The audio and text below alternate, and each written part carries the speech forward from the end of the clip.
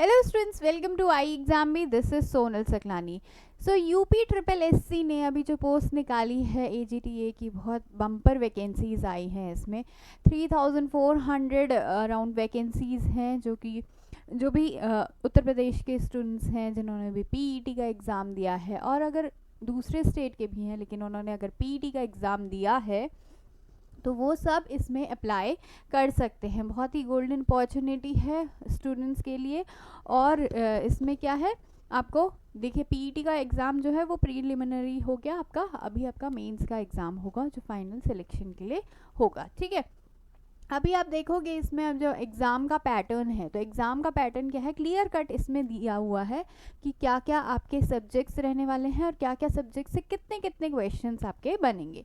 For example आपका जो part 1 है वो आपका अपने सब्जेक्ट से रिलेटेड है, यानी कि एग्रीकल्चर से रिलेटेड है। ठीक है, अच्छा इसमें एग्रीकल्चर वाले, हॉर्टिकल्चर वाले, एग्री टेक वाले, फिशरीज़ वाले सारे ही स्टूडेंट्स इसमें एलिजिबल हैं। ठीक है, सो क्रॉप साइंसेज में क्या क्या आपका आ गया, आपके फील्ड क्रॉप्स और उसके साथ साथ ही हॉर्टिकल्चरल क्रॉप्स। सो सारी क्रॉप से रिलेटेड आपके 25 क्वेश्चंस होने वाले हैं और 1 मार्क का एक क्वेश्चन होगा। अगर गलत कर दोगे तो 0.25% की इसमें नेगेटिव मार्किंग है। ठीक है, इसके साथ ही बायोटेक्नोलॉजी, प्लांट ब्रीडिंग के 10 क्वेश्चंस हैं, सॉइल वाटर कंजर्वेशन के 15 है, एग्री एक्सटेंशन के 5 और एग्री इकोनॉमिक्स के 5 क्वेश्चंस, और एनिमल हस्बेंड्री से भी इसमें 5 क्वेश्चंस आने वाले हैं। तो ये तो आपका हो गया कि पेपर का पैटर्न कैसे रहने वाला है, कैसे कैसे इसमें आएंगे। ठीक है, पार्ट 2 में आपका जो कंप्यूटर है, आईटी से क्वेश्चंस आने वाले 15 क्वेश्चंस, और पार्ट 3 में आपके उत्तर प्रदेश से रिलेटेड क्वेश्चंस। अब इसका जो पहले पेपर हुआ था वो पेपर हुआ था 2019 में। ठीक है, उस टाइम पे जो पैटर्न था वो अलग था। उस टाइम पे आपके जीके जीएस के क्वेश्चंस आते थे, जनरल साइंस के क्वेश्चंस, जीके के क्वेश्चंस, ठीक है, आपके जनरल हिंदी के क्वेश्चंस और थोड़ा क्वांट रीजनिंग टाइप के क्वेश्चंस आते थे। उसी में से हमने जो पेपर देखा लास्ट ईयर का, तो उसमें अराउंड 25 क्वेश्चंस जो थे वो एग्रीकल्चर से थे। ठीक है, सो वही आज क्वेश्चंस हम करने वाले हैं कि किस लेवल के इसके में पहले क्वेश्चंस आए थे। ऑल्दो पैटर्न अलग था लेकिन लेवल कहीं ना कहीं वो आप देख सकते हो कि एक बार को आप आइडिया लगा सकते हो कि किस लेवल के इसमें क्वेश्चंस आते हैं। ठीक है, तो वो आज हम करेंगे। इस बार का पैटर्न अलग है, तो इस बार ऑब्वियसली आपको उसी लेवल के जो क्वेश्चंस है उसमें थोड़ा और आपको पढ़ना पड़ेगा। ठीक है, सिलेबस भी इसमें दे रखा है। सिलेबस आप एक बार को देख सकते हो कि क्रॉप साइंसेज में क्या है, आपके जितने भी फील्ड की क्रॉप्स हैं उसके साथ साथ ही आपके अलग अलग फ्लावर्स के क्रॉप्स, फ्रूट्स के क्रॉप, वेजिटेबल क्रॉप्स, स्पेशली जो स्टेट है उसके। अब उत्तर प्रदेश में आपके मेजरली क्या क्या क्रॉप्स होती हैं, देखिए एक तो ये बहुत ही अच्छा आप बोल सकते हो टॉप रैंकिंग में है, शुगर केन में है। ठीक है, वीट में टॉप रैंकिंग में है। उसके साथ साथ ही अगर हम हॉर्टिकल्चरल क्रॉप्स का देख लें तो वेजिटेबल में टॉप करता है, पोटैटो में टॉप करता है। तो उसके बारे में आपको ज़्यादा पढ़ने की ज़रूरत है। ठीक है, बाकी ये सारा सिलेबस है, आप सिलेबस देख सकते हैं। क्वेश्चंस हम देखेंगे, जो 25 क्वेश्चंस आए थे एग्रीकल्चर से रिलेटेड, वो क्या क्या थे। फर्स्ट क्वेश्चन क्या है, which of the following is an example of total root parasite. तो हमेशा जो पैरासिटिक प्लांट्स हैं उनको याद करने का मैंने तरीका बताया है, CLOS करके आप इसे याद कर सकते हैं। C फॉर कैस्केटा हो गया, L for Loranthus, O for Orobanche, S for Striga. और क्या क्या है ये है आपका टोटल स्टेम पैरासाइट। ठीक है, टोटल स्टेम पैरासाइट है ये। और इसके बाद जो आता है आपका Loranthus, that is semi stem parasite है, यानी कि पार्शियली ये स्टेम को पैरासिटाइज करता है। ओरोबैंकी जो है वो टोटल रूट पैरासाइट है और स्ट्राइगा आपका पार्शियल रूट पैरासाइट। ठीक है, सो आंसर यहाँ पर क्या होगा, Orobanche would be the correct answer. Alright, next question पे चलते हैं हम। Next question is dash is a synthetic auxin. So auxin क्या है, एक टाइप का आपका फाइटो हार्मोन है, नेचुरली भी बनता है और सिंथेटिकली भी प्रिपेयर किया जाता है लैब्स में। ठीक है, सो IBA और IAA, indole acetic acid, indole butyric acid, ये दोनों ही क्या है, नेचुरली फॉर्म होते हैं। वेरेज आपका नेप्थिलिक एसिटिक एसिड जो है ये लैब्स में सिंथेटिकली बनाया जाता है। ठीक है, ये दोनों क्या है, नेचुरली ऑब्टेन्ड होते हैं। नेक्स्ट क्वेश्चन पे चलते हैं, identify the disease caused by mycoplasma. Mycoplasma like organisms भी होते हैं और कुछ माइक्रोप्लाज्मा भी होते हैं जिनमें सेल वॉल नहीं प्रेजेंट होती, ठीक है। ये स्मॉल माइक्रो ऑर्गेनिजम्स की कैटेगरी में आते हैं। आपका बनाना बंची टॉप क्या है, ये वायरल डिजीज़ है, वायरस से होता है ये, ठीक है। फिर येलो वेन मोजैक वायरस, ये भी वायरस से हो गया। स्टेरिलिटी मोजैक, ये भी वायरस से होता है। स्टेरिलिटी मोजैक वायरस किस में होता है, ये इन्फेक्ट करता है आपके रेड ग्राम यानी कि पिजन बी को, ठीक है। येलो वेन मोजैक वायरस ओकरा में हो गया आपका। बनाना बंची टॉप बनाना में हो गया। फिर आ गया हमारा लिटिल लीफ ऑफ ब्रिंजल, ये होता है माइकोप्लाज्मा से, ठीक है। माइकोप्लाज्मा या फिर कहीं कहीं पर आपको फाइटोप्लाज्मा भी देखने को मिलेगा, ठीक। Next question is which of the following pre emergence herbicide is recommended for मेज। मेज में प्री इमर्जेंस, अब देखो प्री इमर्जेंस हर्बिसाइड्स को कब डाला जाता है, ये डाला जाता है जब भी आपकी सोइंग हो जाती है उससे 1 या 2 दिन के अंदर अंदर प्री इमर्जेंस हर्बिसाइड्स को डाला जाता है फील्ड में, ठीक है। Whereas pre plant incorporation वाले जो हैं वो सोइंग से पहले डाले जाते हैं, और आपका पोस्ट इमर्जेंस जो होते हैं वो around 10 to 15 days after sowing डाला जाता है, ठीक है। तो मेज में हमारा atrazine is one of the pre emergence herbicide that is used. Next question is Central Institute for Cotton Research is located in, so Central Institute for Cotton Research यहाँ पर located है आपका नागपुर में located है, ठीक है। Next question is fruit cracking is due to the deficiency. So fruit cracking हमने बहुत सारे लीची में होती है, आपके पोमग्रेनेट में होती है, अलग अलग फ्रूट्स में फ्रूट क्रैकिंग देखने को मिलती है, और ये मेजरली जो है this is due to the boron deficiency, ठीक है। नेक्स्ट क्वेश्चन पे चलते हैं फटाफट से। Identify the stem nodulating legumes. So stem most of the legumes have root nodulation, roots में नोड्यूल फॉर्म होते हैं, वहाँ पर बैक्टीरिया होते हैं और बैक्टीरिया मल्टीप्लाई करके नाइट्रोजन का फिक्सेशन करते हैं, ठीक है। वेरेज हमारे पास कुछ एक आध ऐसी स्पीशीज़ हैं जिनमें कि स्टेम नोड्यूलेशन होती है, उसमें से एक है ये सिस्बेनिया एक्युलेटा और सिस्बेनिया रोस्ट्राटा भी होती है जिसमें स्टेम नोड्यूलेशन होता है, ठीक है। Next is canker disease in citrus. ये सिट्रस कैंकर डिजीज भी जिसे कहा जाता है, ये किस तरह की डिजीज है, this is basically a bacterial disease. किससे कॉज होता है, ज़ैंथोमोनास सिट्राई से, ठीक है। ज़ैंथोमोनास सिट्राई से ये डिजीज होती है, ऑलराइट। नेक्स्ट क्वेश्चन पे चलते हैं, the grow more food campaign. So grow more food campaign ये कब लॉन्च किया गया था, ये 1947 यानी कि जब इंडिया में इंडिपेंडेंस आई थी उसी टाइम पे 47-48 के टाइम पे, क्योंकि फूड का बहुत ज़्यादा शॉर्टेज हो रहा था, है ना, तो उसको बढ़ाने के लिए यानी कि क्रॉप का प्रोडक्शन इंक्रीज़ करने के लिए, फूड का प्रोडक्शन इंक्रीज़ करने के लिए ये कैंपेन चलाया गया था, grow more food campaign. Next is the process of preserving organelle cells and tissues at -196 degree Celsius. So -190 degree Celsius पे हम स्टोरेज करते हैं, टिश्यूज़ का करते हैं, बहुत बार आपने देखा होगा स्पर्म का भी इस टेम्परेचर रेंज पे क्या किया जाता है, प्रिजर्वेशन किया जाता है, और नाइट्रोजन का मतलब नाइट्रोजन में, ठीक है, लिक्विड नाइट्रोजन इसमें यूज़ की जाती है। सो इस तरह के प्रिजर्वेशन को क्या कहा जाता है, this is called as the cryo preservation technique, alright. Next question पे चलते हैं। In potatoes black heart disease, I hope this is visible to all of you. In potatoes black heart disease is caused by, so black heart disease किससे होता है, देखिए जब भी storage में रखा जाता है बहुत सारा पोटैटो, अगर आप स्टोरेज में रख देंगे और वहाँ पर वेंटिलेशन अगर सही नहीं देंगे तो उसकी वजह से ब्लैक हार्ट डिजीज़ हो जाता है, ठीक है। So lack of oxygen in storage conditions, this leads to black heart, ठीक है। Next is the weed Phalaris minor. Phalaris minor weed जिसको क्या कहा जाता है, हिंदी में अगर हम देखो गेहूं का मामा भी कहते हैं इसे, ठीक है, गेहूं का मामा या फिर गिल्ली डंडा, गुल्ली डंडा ऐसा भी कहा जाता है इसको, ठीक है। क्यों कहते हैं, क्योंकि एग्जैक्टली जब आप इसका वेजिटेटिव ग्रोथ में देखोगे ना, इनिशियल वेजिटेटिव ग्रोथ जब होती है, जो छोटा सीडलिंग होता है, तो ये एग्जैक्टली दिखता है वीट की प्लांट की तरह। और वीट के प्लांट की तरह दिखेगा कैसे, जब वो सेम फैमिली का होगा, है ना, तो सेम फैमिली का होता है ग्रामिनी फैमिली का, ठीक है। इसके अलावा आपकी मोस्ट ऑफ दी जो आपके क्या कहते हैं मोनोकॉटिलिडन्स होते हैं वो ग्रामिनी फैमिली के होते हैं। मोनोकॉट्स क्या हमारे वीड्स जो हो गए, ठीक है, मोनोकॉट वीड्स जो हैं वो ग्रामिनी फैमिली के होते हैं, और या फिर वो किसके होते हैं, साइपरेसी फैमिली के होते हैं, ठीक है। साइपरेसी फैमिली भी मोनोकॉट्स में ही आती है, ठीक।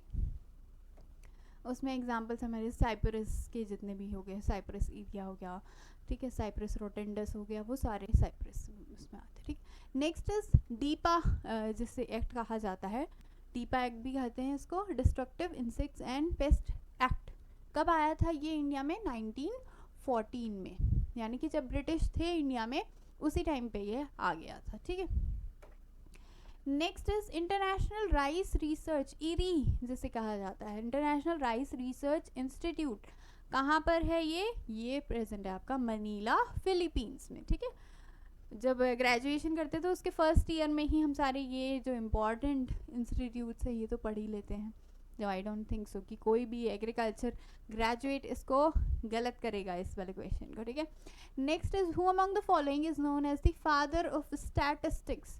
सो father of statistics R A. Fisher को कहा जाता है, ठीक है। Next is which of the following is an example of monopsony. So देखिए दो तरह की कंडीशन होती है, एक मोनोपोली होती है जहाँ पर सिंगल बायर होता है, ठीक है। नेक्स्ट इज मोनोप्सोनी जहाँ पर कि सिंगल सेलर है, ठीक है, सॉरी सिंगल बायर जो होता है दैट इज ऑन मोनोपोली, ठीक है। और यहाँ पर क्या है, सिंगल बायर है, सॉरी मैं थोड़ा कंफ्यूज हो रही हूँ, सिंगल मोनोप्सोनी होता है सिंगल बायर, ठीक है, जो एक ही बायर लेगा। सिंगल सेलर जो है वो मोनोपोली में होता है, ठीक है, कभी कभी कंफ्यूजन हो जाता है ऐसा।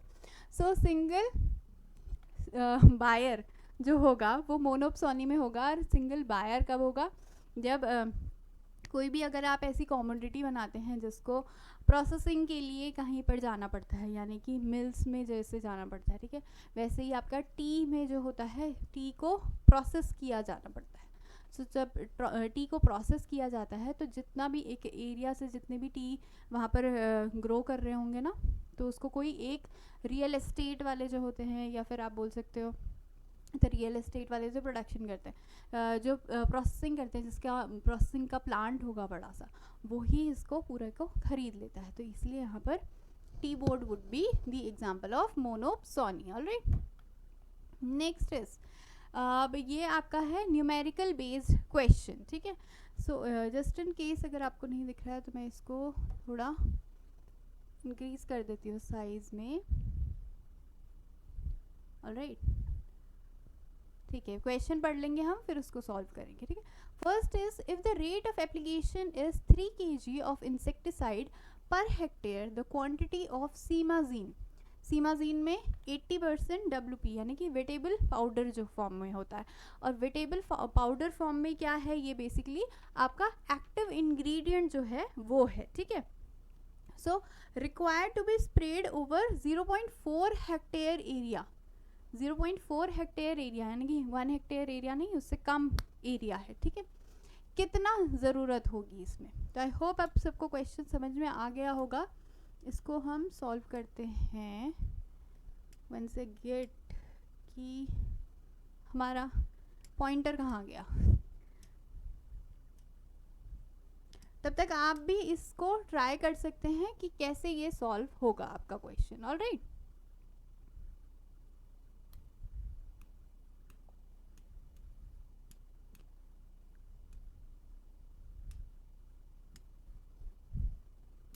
ओके, पेन अवेलेबल है, ऑलराइट, ठीक है। तो रेट ऑफ एप्लीकेशन दिया गया है 3 kg ऑफ इंसेक्टिसाइड, ठीक है। सो 3 kg ऑफ इंसेक्टिसाइड हमें क्या निकालना है, quantity of total quantity of insecticide that has to be spread at 0.4 hectare land area, ठीक है। तो यहाँ पर हम क्या यूज़ करेंगे, रेट ऑफ एप्लीकेशन कितना है, कितने एरिया पे करना है, और परसेंटेज ऑफ एक्टिव इंग्रेडिएंट, यानी कि देखिए पहले रेट ऑफ एप्लीकेशन कितना है हमारा 3 kg हेक्टेयर, मतलब 3 kg चाहिए होता है फॉर 1 हेक्टेयर एरिया, ठीक है। फिर आता है हमारा एरिया कितना है, जैसे ये फॉर्मूला है, ठीक है, कि क्वांटिटी ऑफ इंसेक्टिसाइड हमें कितना चाहिए होता है, पहले रेट इनटू क्या करेंगे हम, area upon the active ingredient into 100, ठीक है. सो rate of application is 3 kg per hectare. Total area that has to be sprayed on is 0.4 hectare. ठीक है. एक्टिव इंग्रेडिएंट कितना है इसमें 80% है. ठीक है. सो 80% हम यहाँ पर लिख लेंगे इंटू 100. सो ये जब आप कैलकुलेट करेंगे, इसका पूरा कैलकुलेशन अगर आप करेंगे तो आपको कितना मिलेगा, अराउंड 1.5 kg इसका आंसर होगा. ठीक है. आप इसको सॉल्व कर सकते हैं. ऑलराइट, इसको मैं कर देती हूँ आप आगे. ओके, नेक्स्ट क्वेश्चन पे चलते हैं हम.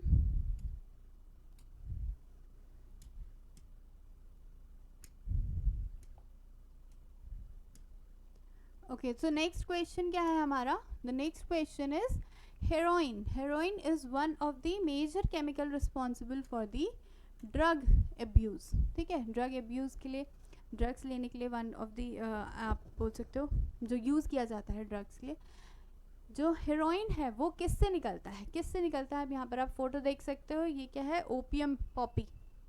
ठीक है. पॉपी का प्लांट है, ओपियम पॉपी है. और यहाँ पर से क्या कट मारा जाता है, एक कट मारा जाता है जिससे क्या होता है, जिसको कहा जाता है लैंसिंग की प्रोसेस. ठीक है. कट मारते हैं तो यहाँ से पूरा लेटेक्स निकलता है. And that latex is basically used for abusive. और ये क्या मेडिसिनल पर्पज़ के लिए भी यूज़ किया जाता है और एब्यूज़ पर्पज़ के लिए भी कर सकते हैं इसे. ठीक है. Next question is, so next question क्या है हमारे पास, calculate the spray. Wait minute, if I, अभी आपको ऐसे ही देखना पड़ेगा. देखिए हाई, इसको ना मैक्सिमाइज कर लेना था जो क्वालिटी है, तो शायद आपको ये ठीक से क्वेश्चन दिखाई देगा. ठीक है. Next is the calculate the spray fluid concentration when 1.5 litre of monocrotophos. Monocrotophos 36 SC. अब यहाँ पर भी क्या है, इसका एक्टिव इंग्रेडिएंट दिया गया है. ठीक है.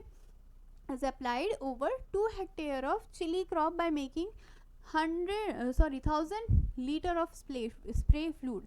तो 1000 लीटर ऑफ स्प्रे फ्लूइड बनाया गया है.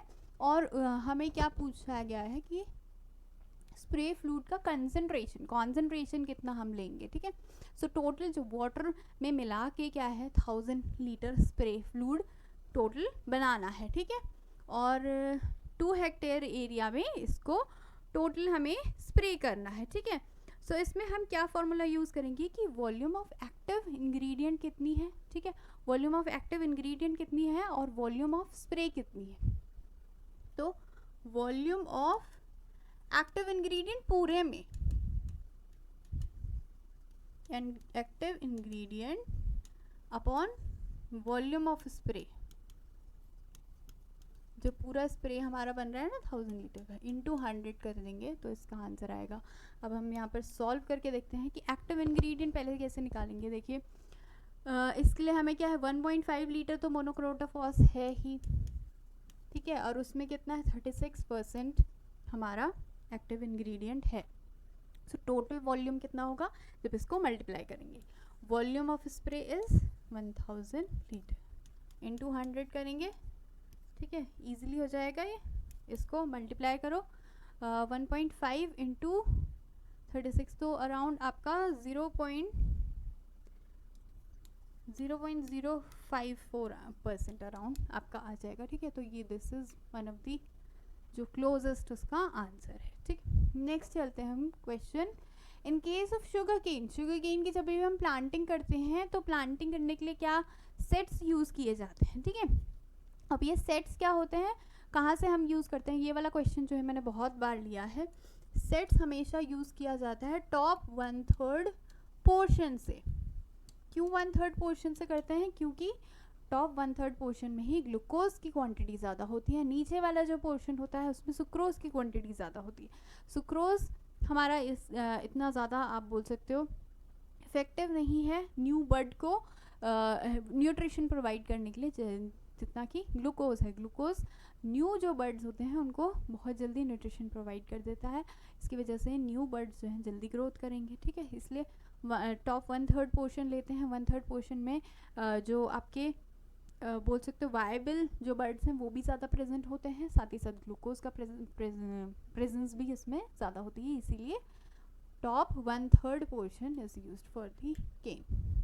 Next is stem application of cotton is followed for the management of. So stem application यानी कि जो भी आपका इंसेक्टिसाइड है उसको स्टेम में हम किस लिए डालते हैं, किस तरह के इंसेक्ट्स के लिए डालते हैं। तो हमेशा जो बोरर्स होते हैं, बोरर्स क्या करते हैं, ये स्टेम से ही बोर करते हैं, हमेशा उस स्टेम से बोर करके अंदर जाते हैं, तो इसलिए बोरर्स के लिए जनरली यूज़ किया जाता है। ठीक है, next is per hectare seed rate of tobacco. So tobacco में इन जनरल अगर हम देखें, वैसे तो आपके अलग अलग तरह के टोबैको होते हैं तो उनमें सीड रेट थोड़ा थोड़ा वेरी करता है, लेकिन इन जनरल अगर हम देखें तो around 3 to 5 kg per hectare of tobacco का आप बोल सकते हो सीड रेट होता है। ठीक है, next is parthenium can be controlled by using which bio agent. So ये वाला क्वेश्चन भी जो है हमने बहुत बार जब भी मैं आपके मैराथन्स वगैरह लेती हूँ तो उसमें भी बहुत बारी क्वेश्चन आता है। Zygogramma बाइकोलोरेटा is the answer. ठीक है,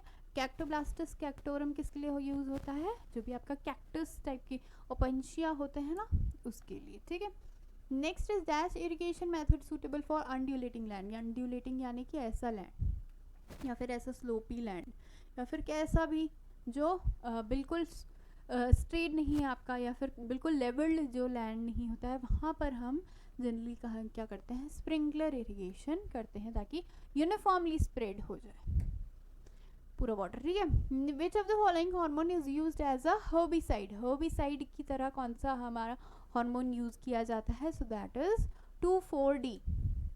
लो कॉन्सेंट्रेशन में अगर हम यूज करेंगे तो it is a phyto hormone. अगर हाई कॉन्सेंट्रेशन में करते हैं तो इससे क्या होता है, बहुत ज़्यादा आपकी जो सेल्स हैं उनमें सेल डिवीजन बहुत फास्ट होने लगता है। सेल डिवीजन इतना ज़्यादा फास्ट होता है कि प्लांट उसको अपटेक मतलब उसको ठीक से एसिमुलेट नहीं कर पाता, जिसकी वजह से उसकी डेथ हो जाती है। ठीक है, मतलब बहुत ज़्यादा एकदम से अगर बहुत सारी सेल्स बढ़ने लगेंगी तो प्लांट के पास इतना न्यूट्रिशन होगा नहीं कि उन सारी सेल्स को फीड कर सके, तो वो क्या करता रहता है, अल्टीमेटली डेथ कॉज हो जाती है उसकी। तो that's why in high concentration 2,4-D is used as a herbicide. ठीक है, सो ये थे आपके सारे जो 25 क्वेश्चंस थे जो प्रीवियस ईयर के क्वेश्चन पेपर में आए थे। आपका अगर आपको इसका प्रीवियस ईयर का क्वेश्चन पेपर देखना है तो वो अवेलेबल है साइट पे, तो वहाँ पर आप जाके देख सकते हो। हाउएवर इस बार क्योंकि पैटर्न चेंज हो चुका है तो फिर उसको देख के बहुत ज़्यादा फ़ायदा भी नहीं है। ठीक है, सिर्फ ये एग्रीकल्चर के जो क्वेश्चंस हैं वो आप देख सकते हो वहाँ से। बाकी इसका जो मॉक टेस्ट है वो ज़रूर हम लेके आएंगे कुछ दिनों में ही। किसी भी तरह का अगर आपको डाउट क्वेरी है तो नीचे कमेंट सेक्शन में ज़रूर लिखिएगा। Thank you and have a nice day.